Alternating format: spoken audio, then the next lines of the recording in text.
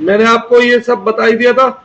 Asset, liability, income, expense कैसे सोचते हैं। ठीक है, आज से मैं आपको पढ़ा रहा हूं कुछ टर्म्स, सम इंपॉर्टेंट टर्म्स।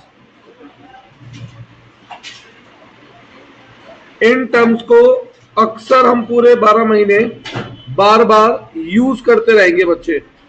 ठीक है, तो इन टर्म्स को ढंग से समझना, क्योंकि ये टर्म्स वो टर्म्स हैं जो सबसे ज्यादा बार यूज होंगी अकाउंट्स में, जब जब हम अकाउंट्स पढ़ेंगे। सबसे पहला नंबर, कैपिटल। कैपिटल का मतलब वैसे तो हमारी बुक्स में लिखा हुआ है अमाउंट इन्वेस्टेड बाय बिजनेस, तो by businessman in the business, that is amount invested by owner, owner मतलब मालिक, इन द बिजनेस। पर मैं ये चीज लिखकर काट देता हूं, आप भी लिखकर काटें। ठीक है, इसे हम ऐसे लिखेंगे, it is the amount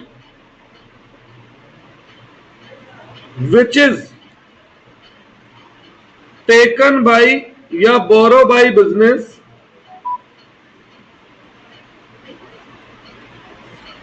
from owner. अब फर्क क्या है, मैंने क्यों लिखकर काटा, इन्होंने ऊपर वाली जो डेफिनेशन हमें जनरली बुक में दिखती है बेटा, वो डेफिनेशन इन्होंने दे रखी है with point view of owner. किसके पॉइंट व्यू से दे रखी है इन्होंने, ऑनर की। तो और मैंने आपको क्या सिखाया था, सबसे पहला कॉन्सेप्ट, बिजनेस में हमेशा किसके हिसाब से पढ़ना है हमें, बिजनेस के। अकाउंट में हमेशा हमें किसके हिसाब से पढ़ना है, बिजनेस के। तो मैंने ये जो डेफिनेशन दी है ये किसके पॉइंट व्यू से दी है, ध्यान से देखो, with point view of business. तो अब ध्यान से सोचो, अगर मैं पहले वाली डेफिनेशन पढ़ता हूं जो मैंने लिखवा के काटी है, तो कैपिटल का मतलब क्या लग रहा है कि हमने कहीं पैसा इन्वेस्ट किया है, तो हमें क्या फील होगा कि हमारा एसेट है, और जबकि वो हमारी एसेट नहीं है, हमें उसे क्या मानना है, लायबिलिटी मानना है। अब जो मैंने लिखवाया इसे ध्यान से पढ़ो, इसका मतलब क्या लग रहा है, हमने किसी से उधार लिया है, ऐसे ही लग रहा है बेटा, पढ़ना जरा इसे, है ना। अब यहां पे क्या फील आ रहा है, क्या है ये, लायबिलिटी। तो कैपिटल को क्या मानना है, हमें लायबिलिटी मानना है, कैपिटल इज लायबिलिटी। ठीक है, बुक में लिखा हुआ है कैपिटल इज कैपिटल, और मैं आपको क्या बात बताते हुए चल रहा हूं, लायबिलिटी। ध्यान देना इस बात पे, कुछ टर्म्स मेरी बुक से अलग होंगी, मैं शुरू से बात बोलते हुए चल रहा हूं बेटा।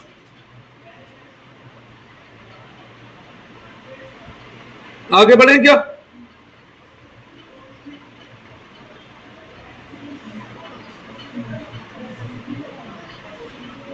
टर्म 2,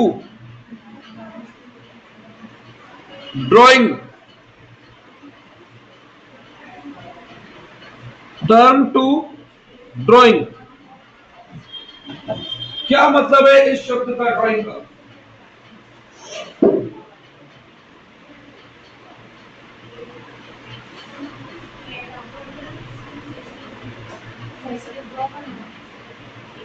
इसमें बुक में लिखा हुआ है अमाउंट विड्रॉन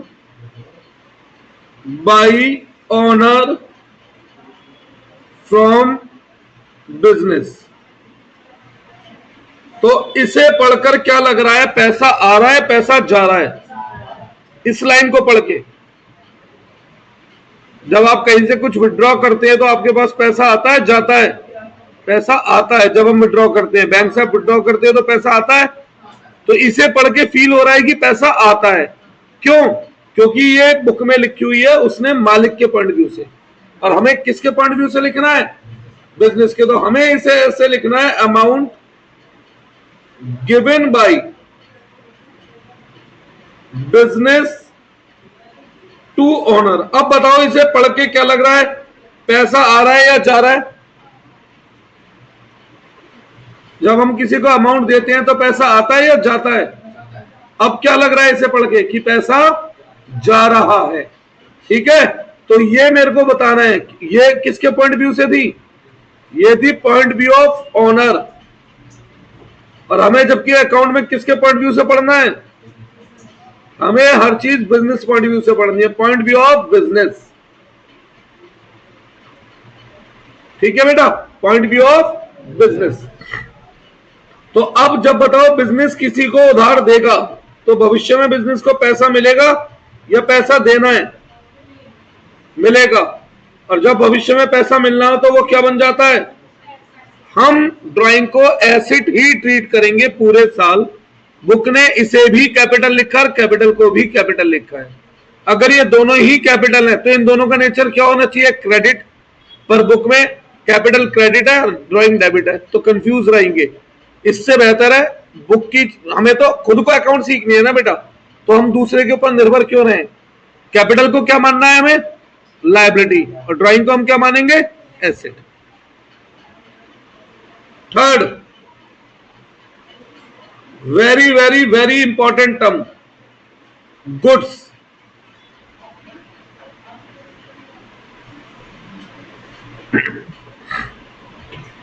क्या होते हैं goods?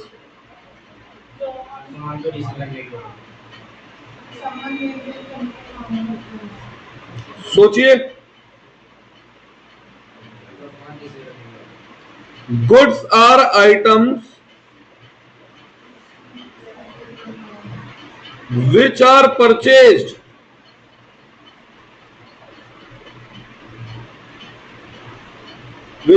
purchased point number 1, either for resale, ठीक है, या तो रिसेल करने के लिए। पॉइंट नंबर 2, और to be use as raw material for further production. बेटा रॉ मटेरियल का मतलब होता है, रॉ मटेरियल का मतलब होता है single use commodity. Raw material का मतलब क्या होता है? Single use commodity. अब जैसे सपोज करो किसी आदमी का फर्नीचर का काम है, तो एक ही फेविकॉल को वो बार बार फर्नीचर में सब में लगाता रहेगा, या जितनी फेविकॉल वो एक बार यूज कर लेगा वो दोबारा यूज नहीं की जा सकती? बताओ, दोबारा यूज की जा सकती है? नहीं, नहीं ना। तो वो क्या है? Single use commodity. सही है। अब गुड्स के बारे में आपको एक बात ध्यान देनी है बेटा, क्या? गुड्स को हम अकाउंट्स में या बुक्स में कभी गुड्स के नाम से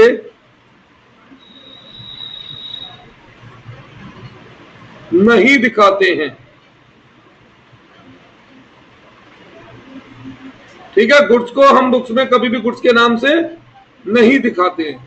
ठीक है, गुड्स को हम बेटा 3 अलग अलग जगहों पे अलग अलग नाम से दिखाते हैं। तो जब जब हमें गुड्स को दिखाना होता है कॉस्ट प्राइस पर, किस पर? तो हम गुड्स के लिए क्या शब्द यूज करते हैं? Purchase account. तो हम गुड्स के लिए कौन सा शब्द यूज करते हैं? Purchase account. जब हमें गुड्स को दिखाना होता है सेल्स प्राइस पर, कौन सी कीमत पर? सेल्स प्राइस पर। तो हम गुड्स को किस नाम से शो करते हैं बुक्स में? सेल्स के नाम से। और जो अनसोल्ड गुड्स बच जाते हैं साल के आखिरी दिन, उन्हें हम किस नाम से दिखाते हैं? स्टॉक नाम से। किस नाम से? स्टॉक। तो गुड्स को हम कभी गुड्स नाम से नहीं दिखाएंगे। जब खरीद कॉस्ट प्राइस पे दिखाएंगे तो उन्हें परचेज नाम से दिखाएंगे, जब सेल्स प्राइस पे दिखाएंगे तो उन्हें सेल्स नाम से दिखाएंगे, और गुड्स अगर अनसोल्ड है तो उन्हें स्टॉक नाम से दिखाएंगे। ठीक है, लिखो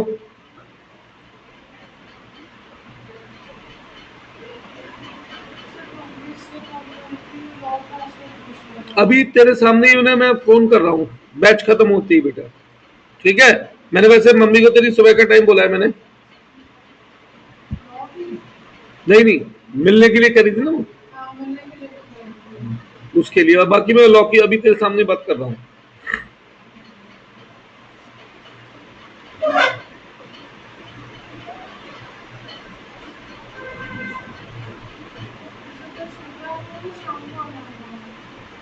सुबह भी आ जा, शाम भी आ जा, सुबह अलग पढ़ा दूंगा, शाम को अलग, शाम को 12th वाला, सुबह अलग। वैसे ही 2 दिन छुट्टियां हो गई हैं। कौन सी टर्म थी बेटा ये? Third, fourth.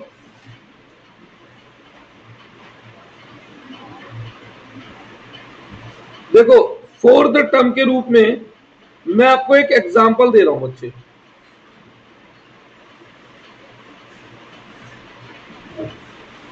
तीन पर्सन है, एक्स वाई जेड, ठीक है। मैं जब भी बोलता हूं हम या मैं, तो मैं यहां पर कौन बन जाता हूं? बिजनेस। मैं यहां कौन बन जाता हूं? बिजनेस। एक्स को हम कौन है? बिजनेस। रुपए 10,000 उधार में दिए। क्या बिजनेस किसी को उधार दे सकता है? बिल्कुल दे सकता है। एक बिजनेस दूसरे बिजनेस में भी तो लगा सकता है पैसा। क्यों बिजनेस वर्कर को नहीं दे सकता उधार? दे सकता है। वाई के लिए हम कौन है? बिजनेस, उधार में काम करा।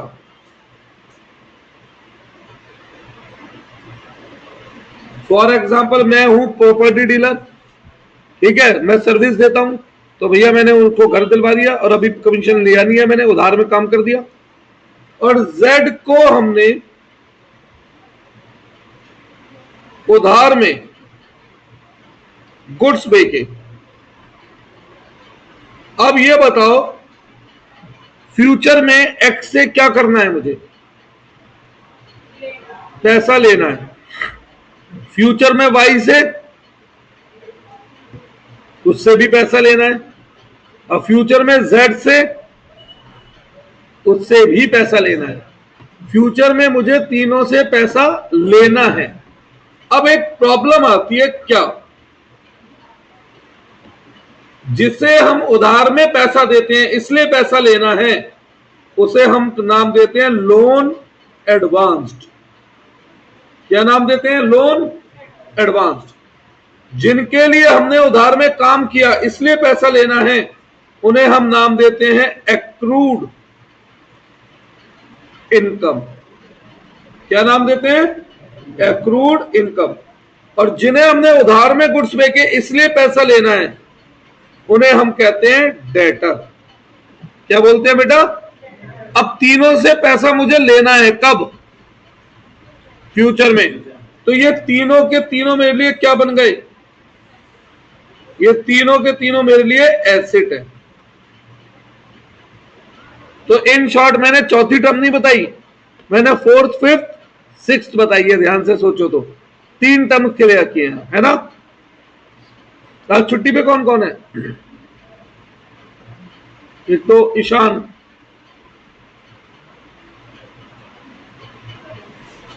ईशान है ना। छुट्टी पे कौन कौन है आज?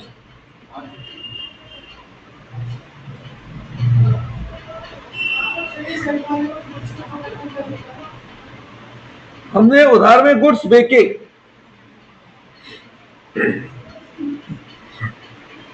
फिफ्थ,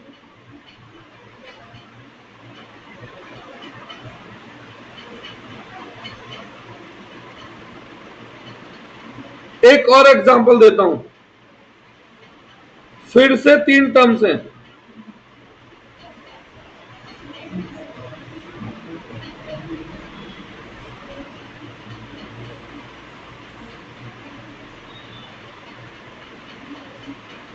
एक पी, एक क्यू और एक आर। अब पी से हमने रुपए 20,000 उधार लिए, क्यू से हमने रुपए 20,000 का काम उधार में करवाया और आर से हमने रुपए 20,000 के गुड्स उधार में खरीदे।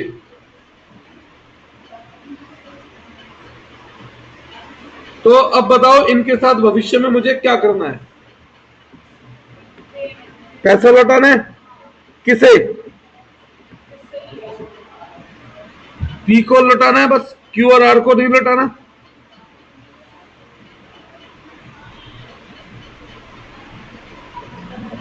किस किस को लौटाना है?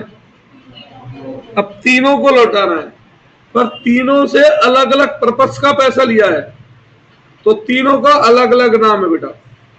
जिनसे उधार में पैसे लिए हैं उन्हें क्या नाम देते हैं? लोन। जिनसे उधार में काम करवाया है उसके लिए शब्द यूज होता है आउटस्टैंडिंग एक्सपेंस। क्या शब्द यूज होता है? Outstanding expense. और जिसको उधार में गुड्स खरीदे जिससे हमने, उन्हें हम नाम देते हैं क्रेडिटर। क्या नाम देते हैं? क्रेडिटर।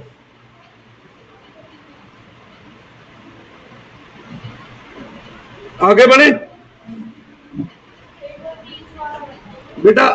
मैं शॉप हूं, दुकान, आप मेरे यहां नौकरी करते हैं। पूरे मार्च के महीने में मैंने आपसे पैसे काम करा लिया, सैलरी देने का समय आया तो भैया उस दिन बैंक की छुट्टी थी और 4 दिन बैंक बंद है। तो अब मैंने काम करवाया मार्च में, पर मैं आपको पेमेंट कर रहा हूं 5 अप्रैल को। तो इस बीच साल का आखिरी दिन 31 मार्च आ गया। पढ़ा था ना पीरियोडिसिटी में कि 31 मार्च को पीरियड एंड मानते हैं। तो 31 मार्च को मुझे बुक्स क्लोज करनी है। अब उस दिन बताओ, मैंने आपसे काम करवा रखा है, उस दिन तक काम करवा रखा है ना मार्च में, पर पैसे दे दिए मैंने आपके मार्च के? अभी नहीं। तो ये पैसे मैं आपको कब दूंगा? फ्यूचर में दूंगा। ठीक है, एक मिनट।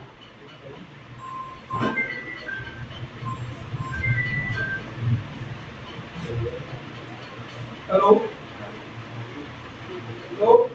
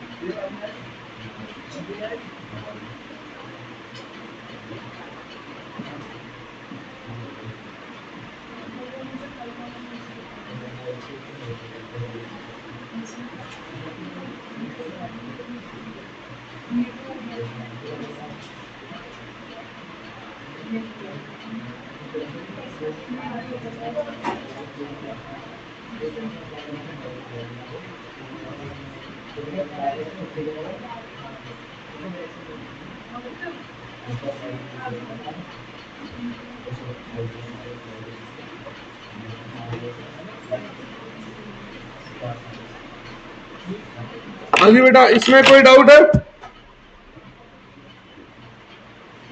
आगे बढ़ते हैं। 6,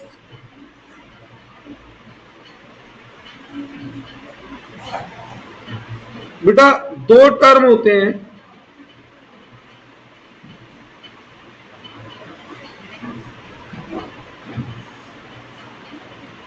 एक वेजेस और एक सैलरी। क्या मतलब है इन दोनों का? कोई मुझे बताएगा दोनों में क्या डिफरेंस है? बताओ। वेजेस कैसे मिलती है?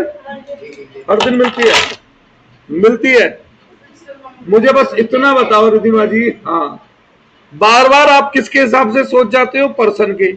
और हमें सोचना किसके हिसाब से है, बिजनेस। अब बताओ, बिजनेस किसी का काम करने जाता है जो उसे वेज मिलेगा, फिर बिजनेस देता है। वेजेस हम किसे देते हैं, डे बेसिस पर लेबर को, डे बेसिस पर किसे, लेबर को। और सैलरी किसे देते हैं, मंथली बेस पर क्लर्क को, मंथली बेस पर क्लर्क को। सेवेंथ,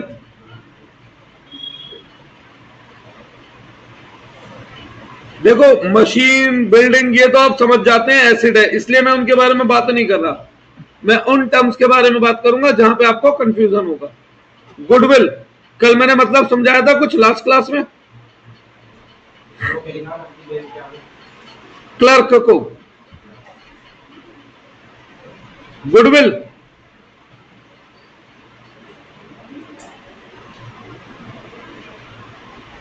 किसे कहते हैं बताओ, जो बिजनेस की कमाई बढ़ाए।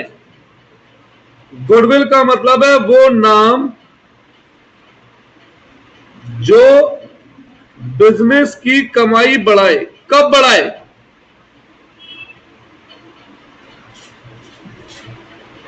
कब, करंट में, फ्यूचर में, या दोनों में, दोनों में। तो ये क्या है फिर हमारा,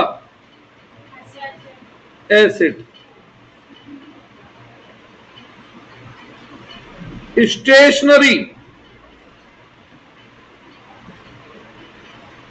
एसेट हुआ, एक्सपेंस हुआ। सोचो, स्टेशनरी का बेनिफिट कब मिलेगा, करंट में, फ्यूचर में, या दोनों में। तो स्टेशनरी क्या हुआ, गलत। क्या सोच के खरीदा ये पेन, अगले साल काम आएगा। ये रजिस्टर क्या सोच के खरीदा है, अगले साल काम आएगा। तो फिर ये कब के बेनिफिट के लिए खरीदा गया है, करंट या फ्यूचर। और जिनका बेनिफिट करंट में मिलता है वो क्या होते हैं, एक्सपेंस। 9,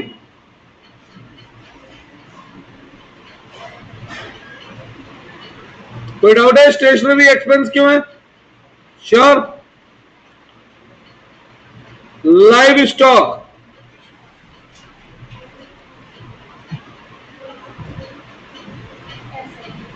क्या होता है लाइव स्टॉक, पक्का एसेट। गुरमीत, क्या होता है बेटा, होता क्या है लाइव स्टॉक, कहते किसे हैं, कुछ, अरे ऐसे आपस में दोस्तों से इतनी स्लो बात क्यों ना करता होगा, थोड़ा तेज तो बोल। क्यों जी अग्रवाल साहब, स्टॉक होते हैं, कौन से स्टॉक,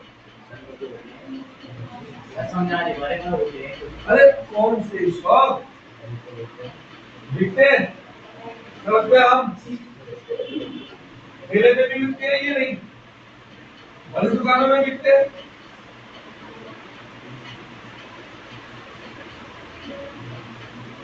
कौन बताएगा बताओ,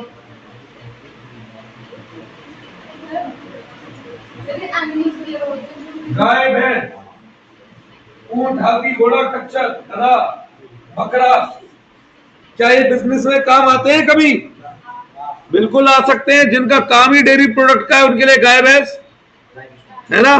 तो ये अच्छा है, गाय भैंस क्यों खरीदते हो, इसका बेनिफिट कब मिलता है, बस करंट पीरियड, फ्यूचर में भी। क्या है ये, एसिड है। 10, पेटेंट,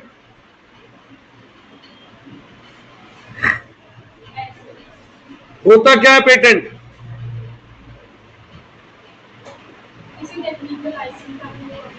भाई एक तरीके से रजिस्ट्रेशन ऑफ टेक्निक, एक तरीके से registration of technique by name of business. हाँ बेटा बोलो, बताता हूं गुडविल भी बाय नेम ऑफ बिजनेस। तो ये हमारे बिजनेस की अर्निंग बढ़ाते हैं, तो इसलिए ये भी एसेट है। बेटा एक बात सुनो, डोसा खाते हो? ठीक है। एक उड़प्पी रेस्टोरेंट है, सुना है नाम, गाजियाबाद में। और भाई एक मदन है, ठीक। अगर दोनों अपने डोसे का रेट 400 रुपए कर दें या 300 रुपए कर दें, आप किसके यहाँ डोसा खाना पसंद करोगे उस केस में? क्यों मदन के क्यों नहीं? भाई सीधी सी एक बात है, साउथ इंडियन फूड में उड़प्पी ने वो नाम कमा रखा है कि आप उसे औरों के मुकाबले एक्स्ट्रा पैसा देने को तैयार हो। लेकिन हम मिठाइयों की बात करें, उड़प्पी वाला भी मिठाई बेच रहा है, मदन भी, और दोनों 400 रुपए किलो लड्डू बेच रहे हैं, तो अब लड्डू किससे खरीदोगे? क्यों? उसका जो फेम है, उसका वो फेम किसमें है? तो एक ऐसा नाम जो हमारे बिजनेस की अर्निंग को बढ़ाता है, जिस नाम की वजह से लोग हमें एक्स्ट्रा पैसा देने को तैयार है और लोगों से ज्यादा, जिस नाम की वजह से हमारे पास एक्स्ट्रा कस्टमर आते हो, उस नाम को ही कहा जाता है गुडविल। और क्योंकि ये हमारी कमाई बढ़ा रहा है, इसलिए क्या है? एसेट। हाँ जी।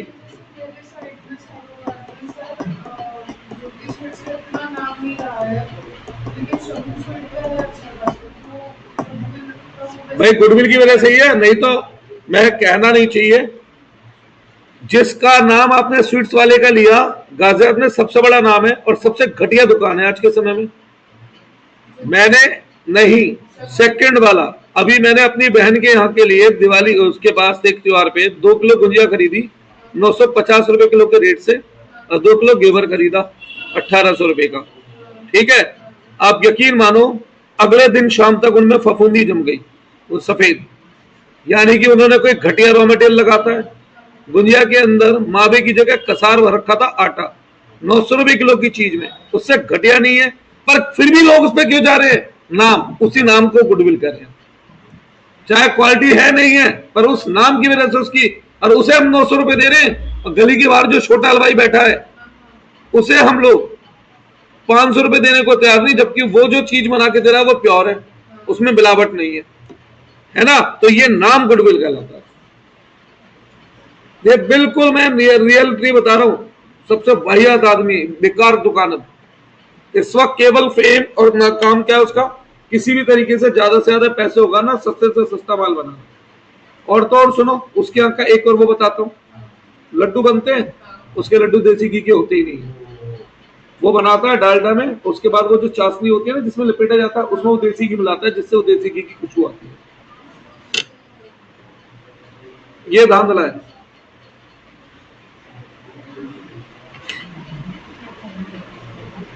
इलेवन,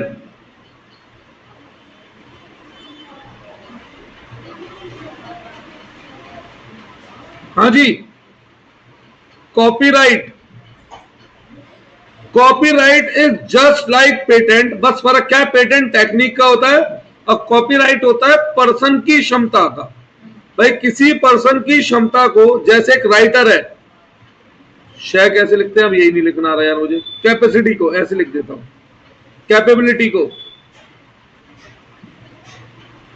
अब जैसे एक राइटर है, उसकी बुक का कॉपीराइट मेरे पास है, मैं पब्लिशर हूं। अब जिस बच्चे को भी उस राइटर की बुक से पढ़ाई करनी है, मजबूरी है, उसे मेरी कंपनी की बुक खरीदनी पड़ेगी, उसके पास कोई और अल्टरनेट नहीं है।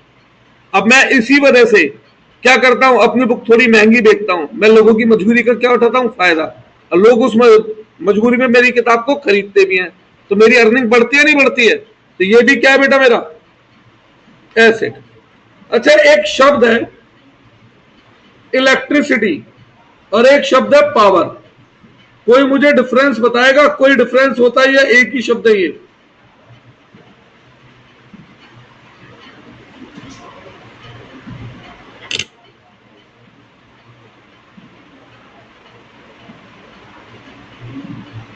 जी, कौन बताएगा?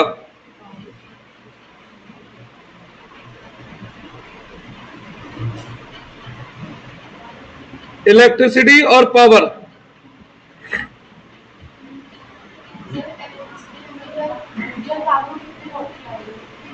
मतलब इलेक्ट्रिसिटी मतलब बिजली, और पावर मतलब बिजली नहीं है, ऐसा कहते हैं। सोचो, कौन बताएगा डिफरेंस?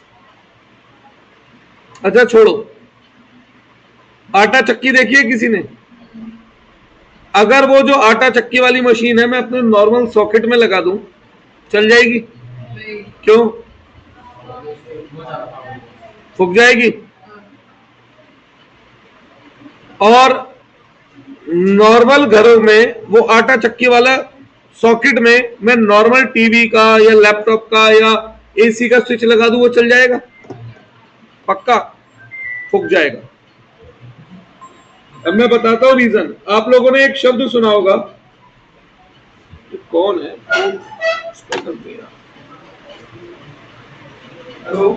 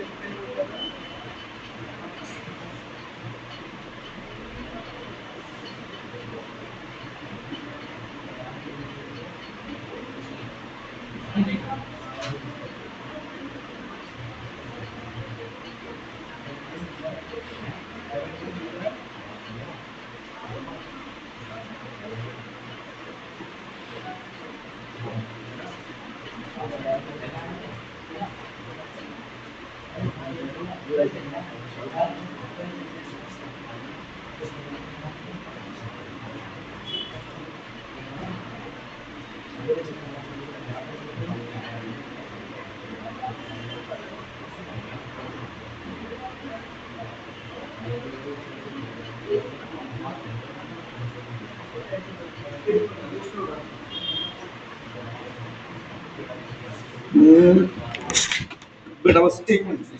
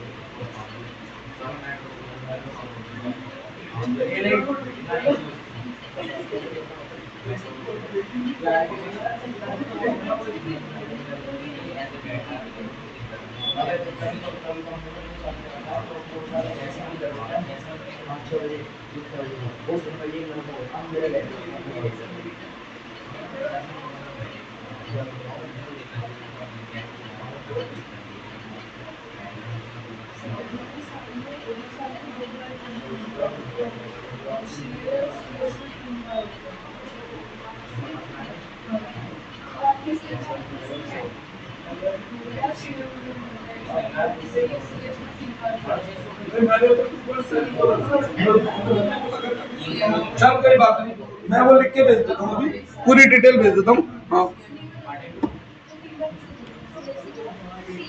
300 रुपए नहीं, वो 3000 लेस कर रहा था, वो 300 लिखे गए हैं, ध्यान तो देख। 5200 वो 5200 लिखे हैं बाद में, ध्यान दो।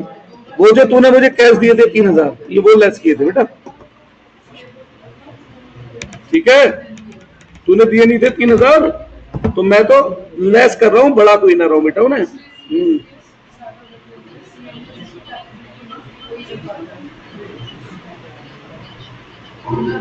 तूने एक बार जो है ना लास्ट में जब 2.5 तूने कहा था भैया 3000 अभी दे दो, फिर मैं थोड़े से जो है ना अगले महीने में फिर ऐसे करा दूंगा। तो तूने, मैं तो तेरा फायदा कर रहा हूँ, तूने तो कैश दिया उल्टा, नहीं दिए तो और पड़ गए पैसे में। फिर तो मैं तो तेरा फायदा ही करा रहा हूँ बेटा, काट के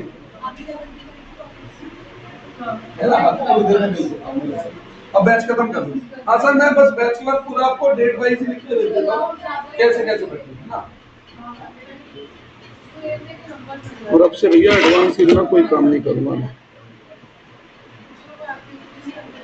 हाँ जी बेटा, देखो इलेक्ट्रिसिटी होता है बेटा नॉर्मल 220 230 वोल्ट का करंट, जिससे आप घर के अप्लायंसेस वगैरह चलाते हैं, जैसे एसी, पंखा, टीवी, फ्रिज, कूलर, ठीक है, कंप्यूटर, ये सब चलते हैं। तो ऐसा करंट जर्नली कहां यूज होती है, इतना करंट घर में या ऑफिस में। लेकिन पावर मतलब होता है हाई वोल्टेज करंट, लिखा भी होता है जहां कई बार आपने देखा होगा हैवी वोल्टेज करंट है, जर्नली 300 वोल्ट या अपर, ठीक है। अब ऐसे हैवी वोल्ट से क्या चलता है, मशीनें, कौन सी मशीनें, घर की मशीन, वॉशिंग मशीन, फिर फैक्ट्री के बड़े बड़े प्लांट्स। तो इलेक्ट्रिसिटी का यूज हम कहां करते हैं, ऑफिस में, बिजनेस की बात कर रहे हैं ना मैडम। और इलेक्ट्रिसिटी का यूज कहां करते हैं हम, फैक्ट्री में। इलेक्ट्रिसिटी का यूज कहां करते हैं, फैक्ट्री में, सही है। 14 आगे बढ़े। एक शब्द होता है इनकम टैक्स। क्या होता है ये शब्द इनकम टैक्स,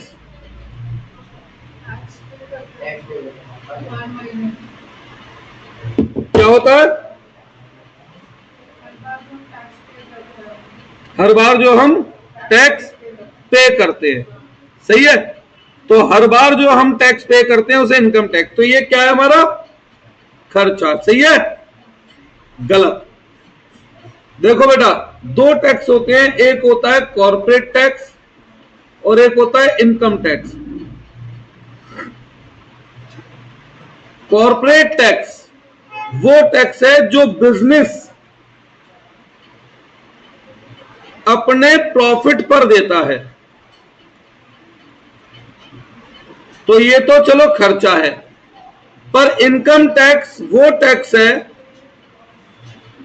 जो ओनर पर लगता है। किस पर लगता है, तो अगर कोई चीज ओनर पर लग रही है तो वो ओनर का खर्चा है, बिजनेस का खर्चा है। तो ओनर का खर्चा अगर बिजनेस पे करता है तो मैंने आपको क्या बताया था, वो क्या बन जाता है, ड्रॉइंग। जब बिजनेस मालिक को पैसा दे, मालिक के लिए पैसा दे, तो वो क्या बन जाता है, ड्रॉइंग।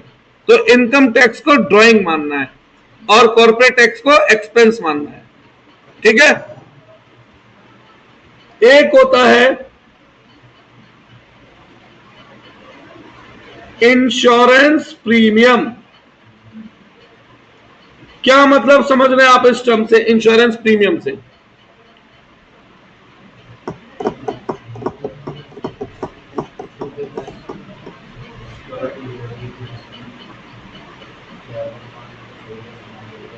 नहीं क्या है ये, एसेट लायबिलिटी इनकम एक्सपेंस।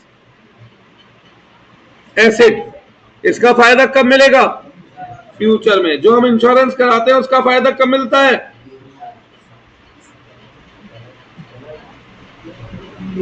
अब सुनो, जिस फ्यूचर की आप बात कर रहे हो ना, उस इंश्योरेंस को कहा जाता है life insurance premium.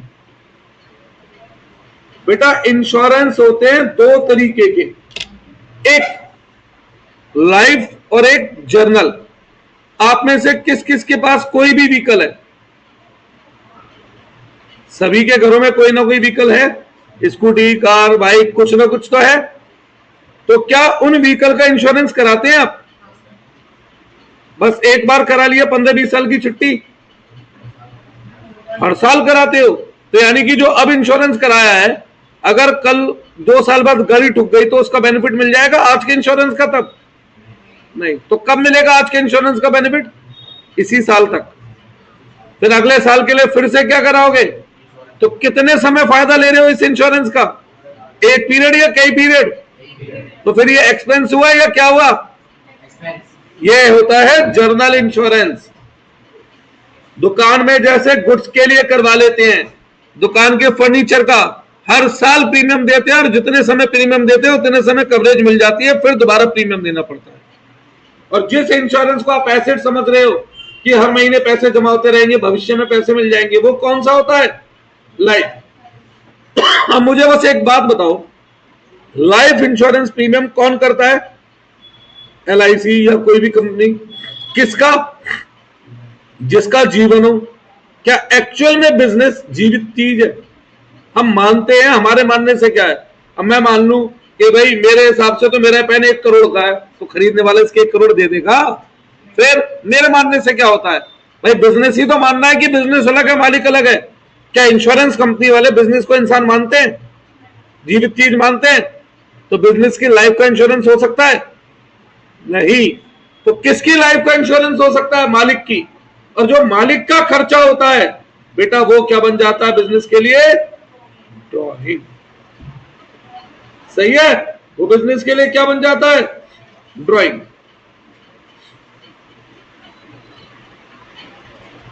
Health insurance premium for worker. अब ये क्या है?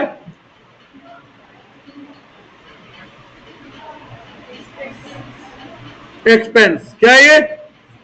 एक्सपेंस। तो कब तक मिलेगा इसका फायदा? अरे सीधी सी बात है, ये तो स्टाफ वेलफेयर एक्सपेंस हुआ ना, स्टाफ के लिए करा रहा हूं। क्या इसके बदले में वो मेरे लिए भविष्य में काम करेंगे? नहीं। ये मेरे लिए, मेरा वेलफेयर तो है नहीं, ये मेरा इंश्योरेंस तो है नहीं, तो ये क्या बन गया? Staff welfare expense. तो ये भी एक्सपेंस। कुछ टर्म्स मैंने आज करी, अगली क्लास में मैं एसेट, लायबिलिटी, इनकम एक्सपेंस को थोड़ा सा वाइडर मैनर में अब समझाऊंगा। तो ये टर्म्स मैंने क्यों पहले कुछ पढ़ाई, कि जब मैं उन्हें वाइडर टर्म में समझाऊं तो मैं आपको थोड़ा थोड़ा सा इन टर्म्स का नाम लेकर के वहां पे एग्जांपल दे सकूं। सही है? एग्जांपल दे सकूं।